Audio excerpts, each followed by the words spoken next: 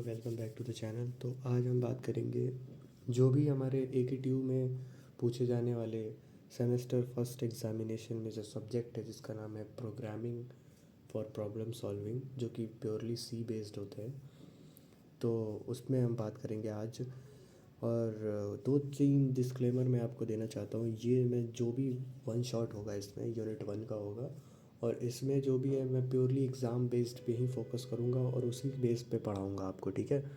मैं कोई भी यहाँ पे ये नहीं कहूँगा इससे आपकी स्किल्स डेवलप होगी या इससे जो कुछ भी होगा, नहीं। इसमें आपको प्योरली जो है एग्ज़ाम पर्पस से, आपको एग्ज़ाम में अगर आपने पूरे सेमेस्टर कुछ नहीं पढ़ा है तो एग्ज़ाम में आप एटलीस्ट 50% स्कोर कर सको, मिनिमम 50%। तो वही मैं बेस्ड होके मैंने इस फॉर्मेट को तैयार किया है, ठीक है।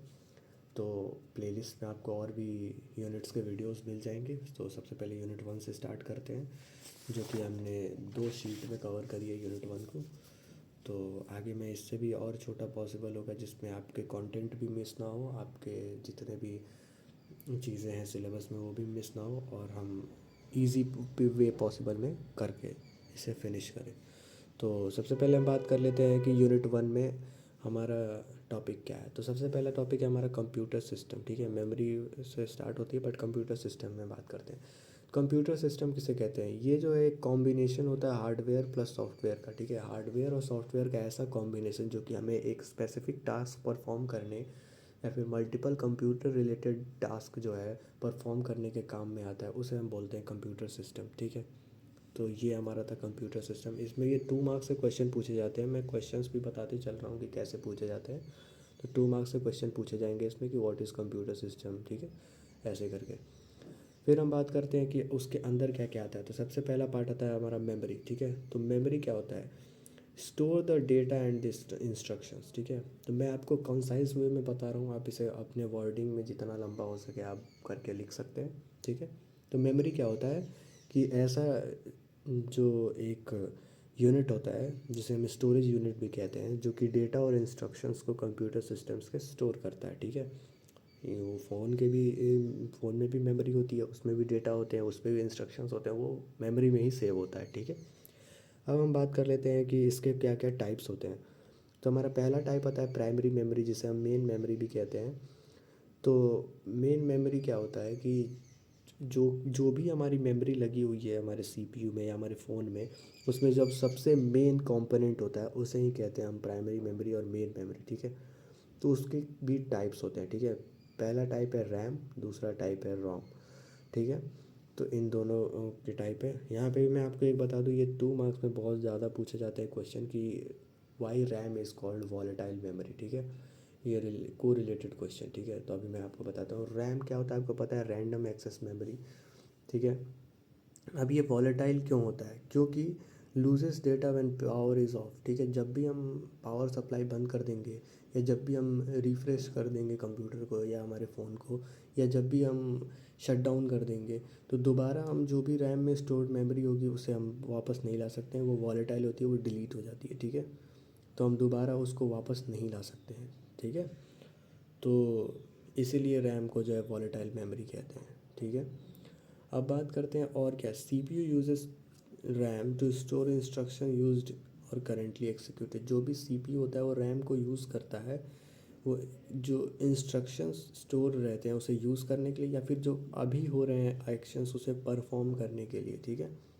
इसके भी 2 टाइप होते हैं। पहला है, तो अब हम बात कर लेते हैं रैम के टाइप्स के बारे में। तो पहला टाइप होता है DRAM, बेसिकली डी रैम जिसे बोलते हैं, जो कि डायनेमिक रैम होता है। इतना डीप में जाने की अभी ज़रूरत है नहीं, बट अगर ये पूछा जाता है, ऐसे तो 2 मार्क्स में क्या पूछा जाता है मैंने आपको बता दिया।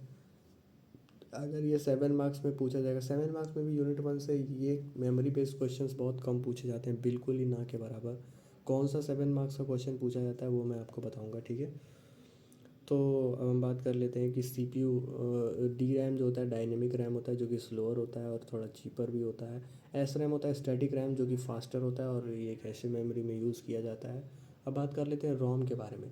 तो रीड ओनली मेमोरी, ये नॉन वॉलेटाइल होता है क्योंकि ये परमानेंटली डेटा स्टोर करता है, ठीक है, इसलिए ये नॉन वॉलेटाइल होता है। तो ये इससे जो है डेटा डिलीट नहीं होते हैं, ठीक है। अब हम बात कर लेते हैं मेमोरी की और टाइप क्या होती है। सेकेंडरी मेमोरी, सेकेंडरी मेमोरी किसे कहते हैं, जो कि परमानेंट स्टोरेज होता है और नॉन वॉलेटाइल है, कि तो हमने ऑलरेडी पता है कि इसमें से डेटा डिलीट नहीं होते अनलेस अनटिल आप खुद से डिलीट ना करो। इसके एग्जांपल्स है HDD, SSD, USB ड्राइवर्स, जितने भी हैं वो इसके एग्जांपल में आ जाएंगे, ठीक है। अब हम बात करते हैं कैशे मेमोरी। कैशे मेमोरी क्या होता है, very fast memory inside CPU। CPU के अंदर बहुत ही फास्ट मेमोरी होता है कैशे मेमोरी, ठीक है।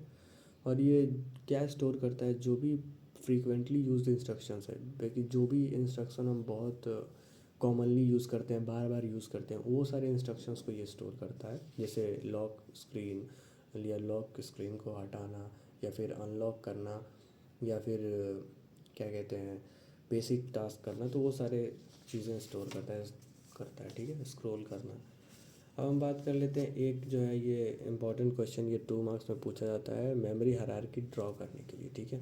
तो अब बात कर लेते हैं मेमोरी हायरार्की। तो उसमें आपको एक ऐसे पिरामिड बनाना है, उसमें सबसे नीचे होती है सेकेंडरी मेमोरी, उसके बाद होती है प्राइमरी मेमोरी, उसके ऊपर होती है कैशे मेमोरी, ठीक है। अब आपको ये बनाने के बाद इनके बारे में एक एक दो दो लाइन बता देना है, बस हो जाएगा, आपको 2 मार्क्स आराम से मिल जाएंगे, ठीक है। इसमें और भी लंबा होता है हायरार्की टेबल, पर उतना डीप में जाने की ज़रूरत नहीं है, आप इतना भी करेंगे तो हो जाएगा। चलिए अब हम बात कर लेते हैं प्रोसेसर के बारे में। तो प्रोसेसर क्या होता है, नाम ही से लग रहा है कि ये प्रोसेस किसी काम को एग्जीक्यूट करने के काम में आता है, किसी प्रोसेस को एग्जीक्यूट करने के काम में आता है, यानी कि इंस्ट्रक्शन एग्जीक्यूशन के काम आने वाला यूनिट, उसे कहते हैं प्रोसेसर, ठीक है। तो प्रोसेसर में मल्टीपल चीज़ें होते हैं, जैसे होती है ALU, अरिथमेटिक लॉजिक यूनिट, ठीक है। तो जो कि अरिथमेटिक मतलब मैथमेटिकल कैलकुलेशन, लॉजिक यूनिट मतलब लॉजिकल कैलकुलेशन। तो जो भी अरिथमेटिकल यानी कि मैथमेटिकल और लॉजिकल ऑपरेशंस परफॉर्म करने होते हैं वो CPU के अंदर, वो ALU ही हैंडल करता है, ठीक है। उसके बाद आता है कंट्रोल यूनिट। कंट्रोल यूनिट क्या कहता है, सिग्नल कंट्रोल करता है, ठीक है। बेसिकली जैसे मान लीजिए हमें ऐसा मिलता है टास्क कि हमें जो है 2+4 करना है, ठीक है, और इसका रिज़ल्ट चाहिए। तो कंप्यूटर तो हमें पता है कि ऐसे वो बाइनरी डिजिट पे काम करता है, 0101 पे। तो 2+4 के लिए अब कौन बताएगा कंप्यूटर को कि 1 और 2, फिर +1 2 3 4, फिर 4 पे रुकना है, या फिर 1 2 के बाद रुकना है, ये कौन बताएगा। ये सारी कंट्रोल जो है कंट्रोल यूनिट का काम होता है, ठीक है। ये सिग्नल्स को कंट्रोल करता है, ठीक है। रजिस्टर्स किसको बोलते हैं, रजिस्टर्स होते हैं जो small high speed storage unit होता है CPU का। ये जो है कैशे मेमोरी से भी फास्ट होता है। आप पिरामिड अगर बना रहे हैं तो आप इसमें ऐसे एक और ऐसे करके आप यहाँ पे रजिस्टर्स भी लिख सकते हैं, ठीक है। तो ये रजिस्टर्स हो गए, ठीक है। अब हम बात कर लेते हैं आगे नेक्स्ट टॉपिक पे। तो चलते हैं नेक्स्ट टॉपिक पे। हमारा नेक्स्ट टॉपिक है इनपुट आउटपुट डिवाइसेस। तो इसके बारे में बात कर लेते हैं। तो ये तो आप बचपन से पढ़ते हुए आ रहे हैं कि इनपुट डिवाइस क्या करता है, इंस्ट्रक्शन देने के काम में आता है कंप्यूटर को। आउटपुट डिवाइस क्या करता है, वो रिज़ल्ट लेने के काम में आता है कंप्यूटर से। तो ये तो बेसिक चीज़ें हैं, इसके बारे में तो आप लिख ही सकते हैं, ठीक है। उसके बाद हम बात कर लेते हैं स्टोरेज डिवाइसेस। स्टोरेज डिवाइसेस जो कि डेटा स्टोर करता है, इसके बारे में भी आपको पता है। उसके बाद हम बात करते हैं ऑपरेटिंग सिस्टम क्या होता है। ऑपरेटिंग सिस्टम में थोड़ा ध्यान दीजिए, यहाँ पे 2 मार्क्स से क्वेश्चन पूछे जाते हैं कि what is a operating system, ठीक है, एंड एक्सप्लेन इट्स यूजेस, ठीक है। तो यहाँ पे मैंने यूजेस भी नोट कर दिए, ठीक है। तो हम बात करते हैं कि ऑपरेटिंग सिस्टम क्या होता है। तो सिस्टम सॉफ्टवेयर को ही हम ऑपरेटिंग सिस्टम बोलते हैं। जो भी सिस्टम का जो सॉफ्टवेयर होता है वो उसका ऑपरेटिंग सिस्टम होता है, और वो क्या क्या काम करता है, वो मैनेज करता है किसी प्रोसेसर को, मेमोरी को, फाइल्स को, इंस्ट्रक्शंस को, इन सारी चीज़ों को मैनेज करने के काम में आता है, ठीक है। तो इसके एग्जांपल्स क्या क्या हैं, विंडोज़, लिनक्स, मैक OS, इन और एंड्रॉयड भी एक तरह से ऑपरेटिंग सिस्टम ही है, ठीक है। अब हम बात कर लेते हैं यहाँ जो कुछ क्वेश्चन है। ये सारे क्वेश्चन 2-2 मार्क्स में पूछे जाते हैं कि what is assembler, what is compiler, what is linker, what is loader, इसके बारे में भी बात कर लेते हैं, ठीक है।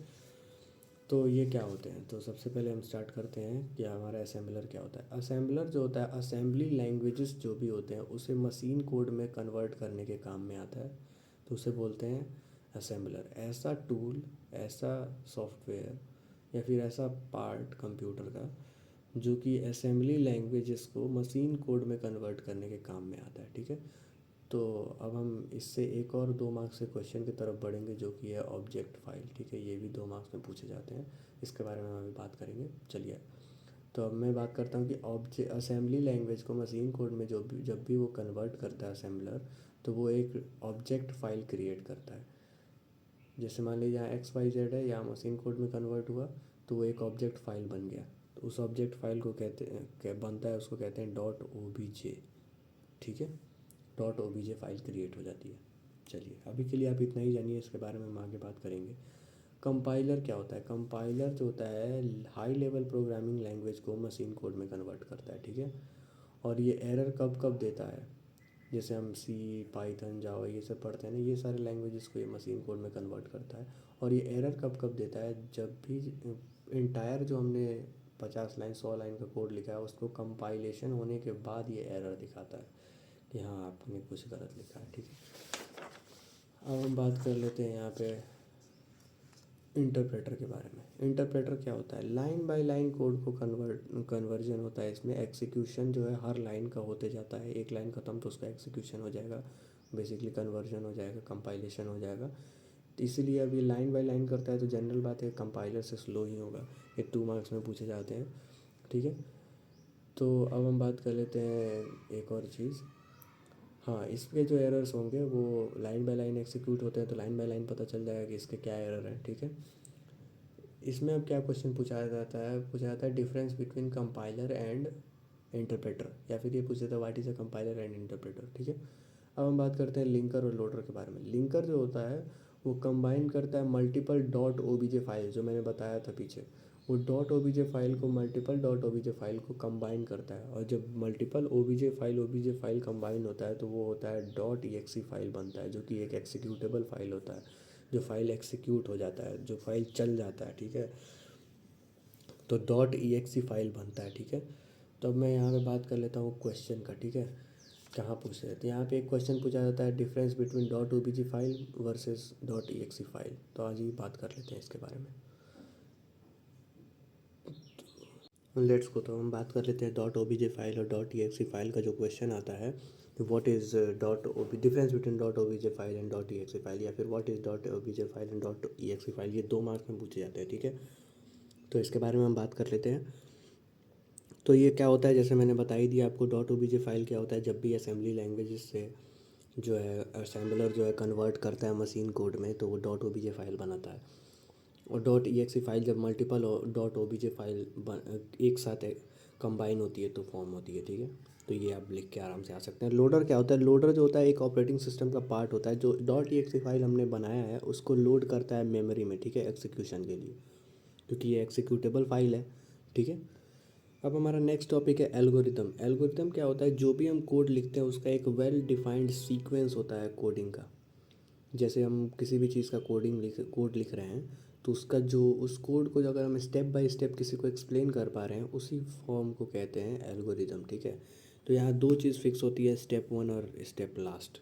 ठीक है, तो स्टेप 1 स्टार्ट होता है और स्टेप लास्ट स्टॉप होता है। बीच में आपने जो भी इस कोड में लिखा होगा या फिर जो भी वो बोलेगा लिखने के लिए, उसे आपको जो है लिख के दिखाना है। ठीक है, तो जैसे कि अब इसमें जो है 7 मार्क्स के क्वेश्चन पूछे जाते हैं कि what is algorithm and right algorithm for this code. ठीक है, अब वो एक कोई कोड दे देगा, जैसे मान लीजिए लीप ईयर हो गया, जैसे मान लीजिए इवन ऑड हो गया, या किसी भी चीज़ का, तो उसमें आप क्या लिखेंगे? जैसे फॉर एग्जांपल अगर मान लीजिए इवन ऑड दे रहा है, ठीक है, तो हम इसमें क्या लिखेंगे? Step 1 start, step 2 take a number. ठीक है, स्टेप 3 लिखेंगे कि check whether the number is greater divisible by 2 और नॉट। स्टेप 4 लिखेंगे हम कि लेट सपोज क्या मतलब, हाँ, फोर्थ स्टेप हम लिख देंगे कि if number is divisible then it is even. And step 5 लिख देंगे if the number is not divisible then step sorry odd. और स्टेप यहाँ पे हमारा लास्ट स्टेप हो जाएगा स्टॉप। ठीक है, तो यही करना होता है एल्गोरिदम में। अब हम बात कर लेते हैं, नेक्स्ट टॉपिक है हमारा फ्लो चार्ट। फ्लो चार्ट क्या होता है? जो यहाँ हमने करा है स्टेप बाय स्टेप वही चीज़ को हमें बस एक चार्ट बना के डिफाइन करना है। ठीक है, तो ओवल शेप हमारा यूज़ होता है स्टार्ट और एंड के लिए। पैरेललोग्राम शेप यूज़ होता है इनपुट आउटपुट लिखने के लिए। रेक्टेंगुलर शेप यूज़ होता है प्रोसेस लिखने के लिए। डायमंड शेप होता है डिसीजन लेने के लिए। और एरो शेप होता है डायरेक्शन देने के लिए। एक एग्जांपल ले लेते हैं यहाँ पे हम। ठीक है, जैसे हम यहाँ पे चेक कर रहे हैं वोटिंग के लिए एलिजिबल है कि नहीं। जैसे हमने ओवल शेप में स्टार्ट लिखा, उसके बाद से हम पैरेललोग्राम शेप में इनपुट एज लिखे, ठीक है। फिर हमने कम्प्लीटली इस पार्ट को स्किप कर दिया। आप इस पार्ट को यूज़ भी कर सकते हैं, बट हमारे पास डायरेक्ट कंडीशन है तो हम इसे यूज़ करते हैं, ठीक है। तो कंडीशन के अंदर हम डायमंड बॉक्स के अंदर डिसीजन क्या लिखे हैं कि अगर एज जो है 18 से बड़ा है या इक्वल टू है तो येस वोटिंग के लिए वो एलिजिबल है, अगर नहीं है तो नो वोटिंग के लिए एलिजिबल नहीं है, और लास्ट में हमने इसमें एंड लगा दिया, ठीक है। तो यही था फ्लो चार्ट, ठीक है। तो ये हमारा था। अब हम बात कर लेते हैं, इसमें भी फ्लो चार्ट से भी क्वेश्चन यही पूछते हैं, डिफाइन 7 मार्क्स में define flow chart and right draw flow chart for this code. अब वो कोड कुछ भी हो सकता है, ठीक है। तो मैं एक सेपरेट वीडियो लाऊंगा जिसमें सिर्फ क्वेश्चंस डिस्कस करेंगे। उसमें मैं आपको जितने भी क्वेश्चंस बताऊंगा इंपॉर्टेंट, वो सारे क्वेश्चंस आप लगा के जाएंगे तो 50 से 60% क्वेश्चंस उसमें से आने ही आने हैं, ठीक है। तो अभी हम उसमें भी बात करेंगे, अभी आपके पास काफ़ी टाइम है। तो चलिए अब हम बात कर लेते हैं सूडो कोड क्या होता है। सूडो कोड जो होता है एक रीअसेंबल करता है प्रोग्रामिंग स्ट्रक्चर को, बट जो है ये लैंग्वेज इंडिपेंडेंट होता है, लैंग्वेज से इसे मतलब नहीं होती है, ठीक है। तो हम बात कर रहे थे सूडो कोड के बारे में, एक बार और पढ़ लेते हैं सूडो कोड क्या होता है। ये जो भी प्रोग्रामिंग स्ट्रक्चर होता है उसको रिसेंबल करता है। तो लैंग्वेज, और इससे मोस्टली क्वेश्चन नहीं ना के ही बराबर पूछे जाते हैं, ठीक है। अगर 2 मार्क्स में कहीं पूछ लिए तो पूछ लिए, ठीक है। तो अब बात कर लेते हैं कि ये एक और चीज़, ये लैंग्वेज इंडिपेंडेंट होता है, ये कोई सा भी लैंग्वेज चलेगा, इसमें कोई दिक्कत नहीं है, ठीक है। अब हम बात कर लेते हैं हमारा मेन जहाँ से कोडिंग स्टार्ट होता है। तो सबसे पहला टॉपिक है प्रोग्रामिंग बेसिक्स। तो बेसिक्स के बारे में जानते हैं, और ये 7 मार्क्स से क्वेश्चन पूछे जाते हैं कि write a C program and explain everything about that, ठीक है। तो ये मैं बता देता हूँ आपको। तो देखिए सबसे पहले आप लिखेंगे हैज़ इंक्लूड stdio.h, ठीक है। जैसा मैंने लिखा है वैसा आपको लिखना है, कोई इसमें एक्स्ट्रा चेंजेस नहीं करने, ठीक है। int मेन पैरेंथेसिस ओपन, इसे आप ब्रैकेट नहीं बोलेंगे, आप पैरेंथेसिस बोलेंगे, ठीक है। फिर curly braces open, print F hello world और सेमी कॉलन, फिर रिटर्न ज़ीरो, फिर सेमी कॉलन, और फिर से कर्ली ब्रेसेस ऑफ, ठीक है। अब हम बात कर लेते हैं कि एक एक करके होता क्या है। हैज़ इंक्लूड जो होता है यूज़ होता है इंक्लूड करने के लिए जो हमारा साथ में लाइब्रेरीज़ होती है, जैसे stdio.h है, ऐसे math.h भी एक लाइब्रेरी होती है। तो वो सारी लाइब्रेरी को इंक्लूड करने के काम में आता है प्रोग्राम में, ठीक है। और इसे कंबाइंड फॉर्म में हम बोलते हैं हेडर फाइल, ठीक है। सबसे पहले आप ये प्रोग्राम लिख देंगे, फिर आप लिखेंगे कि point number 1 header file. Header file क्या होता है, तो हैज़ इंक्लूड के बारे में बता देंगे जो मैंने बताया। अब बात कर लेते हैं स्टूडियो.h क्या होता है। स्टूडियो.h होता है स्टैंडर्ड इनपुट आउटपुट लाइब्रेरी, ठीक है। ये लाइब्रेरी हो जिसमें प्री रिटन कोड लिखे रहते हैं पहले से, जो कोड हमें लिखने की ज़रूरत नहीं है, जो कोडिंग लैंग्वेज बनाया है उन्होंने ये कोड पहले से लिख के रखा है, ठीक है। अब हम बात कर लेते हैं इंट मेन, यहाँ से जो है प्रोग्राम का स्टार्ट होता है, ठीक है। और अब हम नेक्स्ट लाइन पे आते हैं, प्रिंट एफ। प्रिंट एफ के अंदर जो भी लिखते हैं, जो भी कोड या लाइन लिखते हैं उसे प्रिंट करता है वो, ठीक है। जैसे हमने हेलो वर्ल्ड लिखा तो हेलो वर्ल्ड प्रिंट होके आ जाएगा, ठीक है। हम बात कर लेते हैं कि सेमी कॉलन। सेमी कॉलन जो होता है लाइन को टर्मिनेट करने के काम में आता है, तो इसके बाद सेमी कॉलन, इसके बाद सेमी कॉलन, इन सब के बाद सेमी कॉलन नहीं लगता है, इनमें लगता है। और अगर इसमें आप छोड़ देंगे तो वो जो है एरर शो करेगा, ठीक है। रिटर्न ज़ीरो जो होता है, जो भी हमने बीच में कोड लिखे होंगे वो सारी चीज़ों को मेन फोल्डर में रिटर्न करता है, ठीक है। और लास्ट में जो है ये कोड को टर्मिनेट कर देता है, बेसिकली ये कोडिंग हमारा एंड हो जाता है यहाँ पे, ठीक है। बहुत लोग बोलेंगे कि रिटर्न ज़ीरो नहीं लिखने से भी एग्जीक्यूट हो जाता है, रन हो जाता है, वो हो जाएगा, उसमें कोई दिक्कत नहीं है, बट क्या फ़र्क पड़ता है एक लाइन रिटर्न ज़ीरो लिखने का, ठीक है। हम बात कर लेते हैं कि इसमें कुछ कुछ एरर्स होते हैं प्रोग्रामिंग में। पहला एरर होता है सिंथेटिक सॉरी सिंटैक्स एरर, ठीक है। सिंटैक्स एरर वो होता है जो कि ग्रामर रूल्स तोड़ता है, ठीक है। अब आप सोचेंगे कोडिंग में ग्रामर रूल कहाँ से आ गया। सिंटैक्स एरर इसको कहते हैं, जैसे आप सेमी कॉलन मिस कर दिए, आप यहाँ पैरेंथेसिस लगाना मिस कर दिए, आप ये इन्वर्टेड कॉमा मिस कर दिए, तो ये सब जो अगर मिस करते हैं इससे कहते हैं ग्रामेटिकल, ये प्रोग्रामिंग का ग्रामर है। तो ग्रामेटिकल एरर जो होता है वो सिंटैक्स एरर के अंदर आता है, ठीक है। अगला है लॉजिकल एरर। लॉजिकल एरर वो होता है जो कि प्रोग्राम रन तो हो जाता है, ग्रामेटिकल एरर से प्रोग्राम जो है रन नहीं होगा कभी भी, वो एरर शो करेगा, ठीक है। लेकिन लॉजिकल एरर में लॉजिक गलत होता है, प्रोग्राम तो रन हो जाएगा लेकिन जो आपका रिजल्ट आएगा वो बेकार आएगा, मतलब वो गलत आएगा, ठीक है। तो हम बात कर लेते हैं कंपोनेंट क्या क्या होते हैं। तो पहला कंपोनेंट होता है, इसके बारे में इतना क्वेश्चन नहीं पूछा जाता, इतना ध्यान देने की ज़रूरत नहीं है। ये जो है ये पूछे जाएंगे आपको 2 मार्क्स में, ये दोनों। तो कंपोनेंट क्या क्या होते हैं तो एक दो जान लेते हैं हम। टोकन्स जो होते हैं तो वो पूछते हैं ये 2 मार्क्स के क्वेश्चन में, व्हाट इज़ टोकन्स, ठीक है, ये 2 मार्क्स में। तो ये 2 मार्क्स में पूछे जाते हैं, टोकन्स के बारे में पता कर लेते हैं टोकन्स क्या होता है, ठीक है। तो smallest building block of code उससे टोकन्स बोलते हैं, जो कि कीवर्ड्स होते हैं, आइडेंटिफायर्स होते हैं, ये सारी चीज़ें जो हैं टोकन्स के अंदर अंदर आते हैं। बेसिकली जो ईंट होती है ना घर की, घर बनाने के लिए हमें ईंट यूज़ करते हैं, तो वो स्मॉलेस्ट ब्लॉक हो गया। वैसे ही कोडिंग का स्मॉलेस्ट ब्लॉक होता है टोकन्स, ठीक है। तो ये था हमारा टोकन्स। अब बात करते हैं स्टैंडर्ड इनपुट आउटपुट क्या होते हैं। तो इनपुट के लिए हम यूज़ करते हैं स्कैनएफ फंक्शन, ठीक है। स्कैनएफ के अंदर जो भी हम यहाँ पे रखेंगे वो यूज़र से हम इनपुट लेते हैं, ठीक है, उसके लिए लिखते हैं। और रिज़ल्ट के लिए प्रिंटएफ लिखते हैं, जो कि हमने ऊपर बात कर ही लिया है, ठीक है। अब आते हैं लास्ट हमारा टॉपिक है जो कि इम्पोर्टेंट है यूनिट 1 में, वो है डेटा टाइप्स। ये 7 मार्क्स में पूछे जाते हैं, what is the data type, और इसके जो हैं आप बताइए कि ये क्या होते हैं, उसके बारे में एक्सप्लेन कीजिए और उसकी रेंज लिखिए, ठीक है। तो यहाँ पे मैं एक PDF स्क्रीनशॉट लगा दूंगा यहाँ पे, आप उसे देख लीजिएगा, उसमें रेंज वगैरह वो पूछे जाते हैं, ठीक है। आप अगर आप रेंज नहीं भी लिखेंगे तो 7 नहीं तो 4 मार्क्स के आसपास तो मिल ही जाएगा, अगर इतना सब लिखेंगे तो। ये तो मैंने फिर भी छोटे में लिखा है, आप इसे और एलाबोरेट करेंगे तो आराम से मिल जाएंगे मार्क्स, ठीक है। तो ऐसा नहीं कि अगर आपको रेंज नहीं याद है तो आप छोड़ के आ जाए, नहीं, आपको छोड़ना नहीं है, ठीक है। इंट यूज़ करते हैं इंटीज़र वैल्यू के लिए, जैसे 1 2 3 4 5 6 7, ये सारी चीज़ों के लिए इंटीज़र यूज़ करते हैं, ठीक है। तो इसका जो सिंबल होता है, देखिए आप बोलेगा चार्ट बनाने के लिए, मैं यहाँ पे चार्ट लगा दूंगा, वो चार्ट में आप इसका सिंबल होता है, उस सिंबल भी लिखना होता है आपको, इंट भी लिखना होता है, उसका रीज़न भी लिखना पड़ता है, और रेंज भी लिखना पड़ता है। रेंज अगर नहीं भी लिखेंगे तो बाकी सारा लिखेंगे तो आपको आराम से मार्क्स मिल जाएंगे, पूरा नहीं मिलेगा बट मिल जाएगा, ठीक है। तो इंट का हमारा सिंबल होता है %d, ठीक है।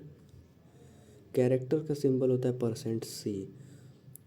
तो कैरेक्टर वैल्यू स्टोर करने के काम में आता है कैर, ठीक है, या फिर सिंबल वैल्यू, ठीक है। फ्लोट यूज़ करते हैं फ्लोटिंग वैल्यू से स्टोर करने के लिए, जो भी इंटीज़र वैल्यूज़ में डेसिमल यूज़ होता है ना, उसमें फ्लोट वैल्यू यूज़ होते हैं, इसमें कहते हैं %f, ठीक है। डबल यूज़ करते हैं डेसिमल वैल्यू स्टोर करने के लिए, लेकिन ऐसा डेसिमल वैल्यू जैसे 2 पॉइंट के बाद से जितने भी डिजिट हैं तो कुछ डिजिट इसमें स्टोर होते हैं, लेकिन अगर उसकी लिमिट के हिसाब से, जैसे 5 से 7 डिजिट की लिमिट होती है, उससे लिमिट के हिसाब से अगर ज़्यादा लंबा है 0 पॉइंट के बाद से तो डबल में स्टोर होता है, ठीक है। वॉइड जो है नल वैल्यू स्टोर करने के काम में आता है, बस और कुछ नहीं है, बस इतना ही है। मैं यहाँ पे वो स्क्रीनशॉट लगा दूंगा, आपको देख लीजिएगा, उसका स्क्रीनशॉट ले लीजिएगा, ठीक है। तो यूनिट 1 में यही था। हाँ, एक और क्वेश्चन जो 7 मार्क्स में बहुत ही इंपॉर्टेंट पूछा जाता है यूनिट 1 में, वो होता है 7 मार्क्स में वो पूछे जाते हैं कि कंप्यूटर सिस्टम को ब्लॉक डायग्राम ड्रॉ करने के लिए, ठीक है, ब्लॉक डायग्राम कंप्यूटर सिस्टम का, ठीक है। तो इसके बारे में जब हम क्वेश्चन का लाएंगे वीडियो, उसमें हम सारा क्वेश्चन सॉल्व करके भी आपको दिखाएंगे, तो वेट करते हैं तब तक के लिए। बट मैंने आपको इम्पोर्टेंट जो जो था वो सब बता दिया, इसमें मैंने जो भी इम्पोर्टेंट बताया उसका आंसर भी मैं आपको बता ही दिया हूँ। जो कोडिंग से रिलेटेड आंसर होंगे या फिर जो ये सारे इंपॉर्टेंट क्वेश्चन है उसका सेपरेट वीडियो आएगा, ताकि ये वीडियो ज़्यादा लंबा ना हो, ठीक है। तो यही था हमारा यूनिट 1, हमने 2 पेज में कंक्लूड कर दिया इसे। इससे बाहर कुछ नहीं पूछेगा आपको, और अगर आपने पूरे सेमेस्टर पढ़ाई करी है तो फिर तो ये आपको बहुत कम ही लगेगा। बट जिन बच्चों ने पूरे सेमेस्टर कुछ नहीं पढ़ा है तो आप ये वीडियो देख के आराम से 50% के आसपास स्कोर कर सकते हैं, ठीक है, अगर आप इसे ध्यान से देखें तो ठीक है। मिलते हैं नेक्स्ट वीडियो में यूनिट 2 के साथ, तब तक के लिए bye bye, take care, thank you for watching.